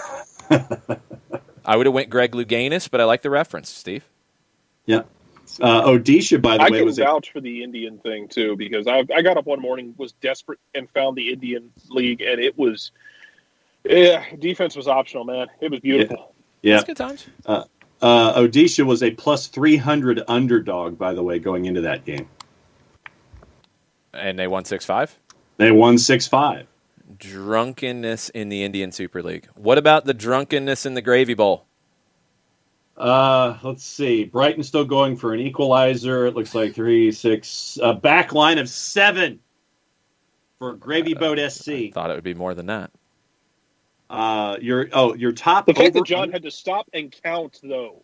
The fact that he had to stop and count the back line. That's Big Sam like in the 45th minute, Jared. That's no surprise. ESPN Plus for the Indian Super Do League, not folks. normalize Big Sam for me. Oh no, Do I not don't know. normalize Big Sam. I'm with Coco. Like only 7. That's actually that's Big Sam really being aggressive going forward. Yeah, especially in the 90th minute. Your over under at 6.5 for Odisha and East Bengal was a plus 1633. By the way, I needed more than that. Wait a second. West Brom is actually running from left to right with possession here. Well, I'm assuming that would mean they're attacking the other goal because I don't know which way left to right is. Yeah, they're running away from their own goal, and the attacking and Gravy Boat SC really don't seem to go together. But Brighton playing like mad. West Brom parked a large bus in the back. 4 minutes yes. of stoppage time. I was going to say that was like in the 3rd minute, but yeah. 4 minutes of stoppage time. That would have been useful information. Thank you, Martha. 4 minutes of stoppage time. I'm getting more information from the Twitch pitch on the game you're watching, John. This is hilarious. You don't have to do play-by-play, but you can give us some information to know what's happening. Hand gestures help. John's flapping like a chicken. It also appears that Celtic held on for the 1-0 win against Aberdeen. Yes, that one has gone final. Stoppage time. Motherwell still holding on to the 2-0 lead at Hibs. To be fair, Aberdeen's broken. They are. Celtic's broken as well, but that's just 2 broken Scots throwing glasses at one another, which is an everyday occurrence, right? I mean, that happens. Kilmarnock and Dundee United finished 1-1. St. Mirren is holding a 1-0 lead at home over Ross County in stoppage time. What about stoppage time in the Gravy Bowl, John? We're in a replay at the moment, so we're halfway through it, and it looks like Brighton is trying to. Steve agrees with the take on the Scots throwing glasses at one another or bottles at one another. Yes. Brighton trying to bomb the ball forward into the attacking third. A lot of different touches. A lot of different touches. What does that mean? It's like you got folks from both sides touching it, and there's not really any progress going on. So it's just like, okay, Brighton's trying to find a way to get in for a shot on goal. Send it into the area. There you go. And you hit a West Brom guy. Nicely done. Try it again. Is this a bit? I don't even know what's happening. Brighton's trying to pass, and it's just awful. They can't. It's like they're trying to connect, and there's nothing connecting going on, and there's a minute left in the 4. This is it's frustrating. This is Gravy Boat SC is frustrating normally, but they're if you're winning. They should be frustrating Brighton right now. They're winning a game. And they Brighton don't do that is very frustrating often. because they're not doing much. John, Brighton's had 14 shots. They've had 6 on target. What do you mean they're not doing much? And I don't 2 missed penalties. understand. They've missed chances, absolutely. They've had 4 big chances in the game. They've hit the woodwork twice. That's a lot. That's a lot. Like, how is that not a lot? I am upset with you because of your hatred for Brighton. I maintained that Graham Potter would be the first manager sacked People are this year. talking about Graham Potter getting a better job than Brighton.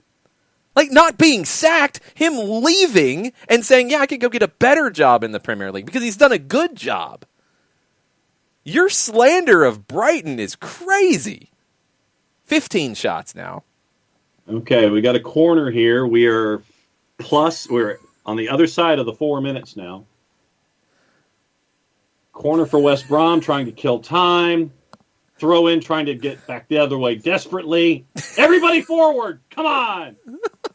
Log bomb! Here we go. Into the attacking third and headed clear. And there's your whistle. And Gravy Boat SC gets one of the 2 wins that Sam thinks he needs to still be out of the relegation discussion. So he's halfway there. Up to 17 points. 19th. Brighton is 16th with 26 points. Gravy Boat SC holds on 1-0. Ricky says, John Angry commentary was the show I didn't know I needed, but now I want. I need, like, obscure random commentary that makes no sense about a game and nobody actually knows what's happening in the game, and you're cynical about it for some reason. On sequiturs down here. I need that kind of commentary. That's kind of my turf too, though, to be fair. No. I feel like I'm being invaded. No, you explain what's happening. I at least know. You're cynical about it because you've probably been listening to the depressing, dark music all day. I understand that. It happens. But you at least explain what's happening in what you're watching. I just don't want us to get in trouble for explaining what's happening. John, have you seen that like everybody's doing watch-alongs these days? I'm not asking you to like do play-by-play, but you can still tell us what's happening. You do understand that, right? 90 plus 6 or 90 plus 7 now. Bristol City's still up 2-1. That's a good pivot. I like it. Right, Steve. All right, I have to go set up cameras. You go do that. We're about to leave. Do this. I'm gonna leave you in a locked room with John and just wish you the best. I'm gonna try to make it all make sense before we go, and probably won't happen. But thank you, Jarrett, for your inclusion. Thank you, Jarrett. Thank you. See y'all. Steve, I agree. The soccer Cooligans already left, probably, and Christian was like, man, this thing's really weird. This is crazy. John, not using any player names, teams, area of the field, or anything useful. Yeah. I mean, like, yeah, it's kind of helpful. That's why, and Soccer for Ghetto G, this is exactly why I'm, like, going nuts. John is a very good play-by-play commentator. I'm not asking you to do play-by-play, but there is a line where you would let us know what's happening in the game that you're watching, because we're not. And Hull City beat AFC Wimbledon 3-0. Ay, Dios mío. 90 plus 8, Bristol City still. Oh, now Bristol City's up 3-1. Looks like points are in the bag. Yeah, Antoine Semenyo at 90 plus 7. So Bristol City with the big win at the bottom of the table for them. Ball game. All right, we're out. That is the show to be named later for a Saturday.